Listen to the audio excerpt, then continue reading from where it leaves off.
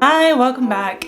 As promised, I'm releasing more short videos really just on books related to classics. So if your New Year's resolution for this year was to read more books or to learn more about classics, I've got you covered either way.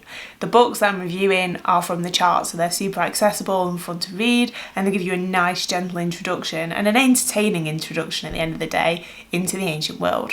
One of the books that's probably hit your radar is Ariadne.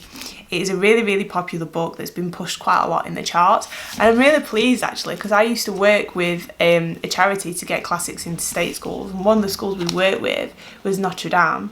The author is actually an alumna from years and years ago from Notre Dame, and I'm really pleased that she's kind of a Leeds classicist.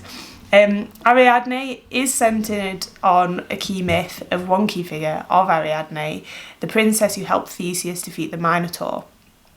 What's really nice about the book is the way that it's structured, so it jumps between Ariadne and her sister Phaedra, so we see these kind of parallel lives of two sisters all the way through, which is really interesting because Phaedra comes up a lot in, say, Greek tragedies like Hippolytus and Seneca's Roman tragedy Phaedra as well.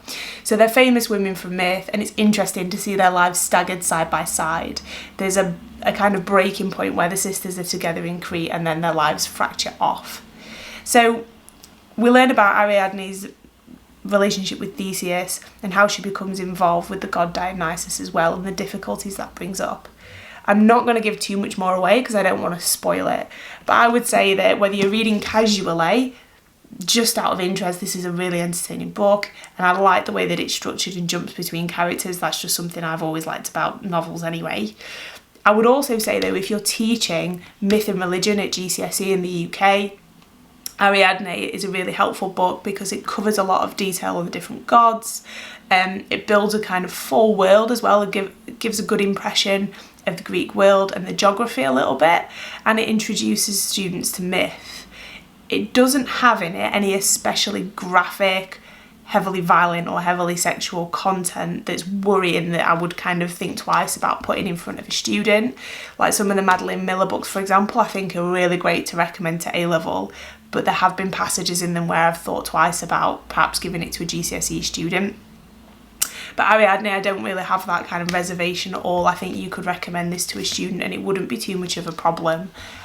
I have to add the caveat though, that it really depends on your point of view and your school and your kids, and you should read it first if you're thinking about introducing it to a student.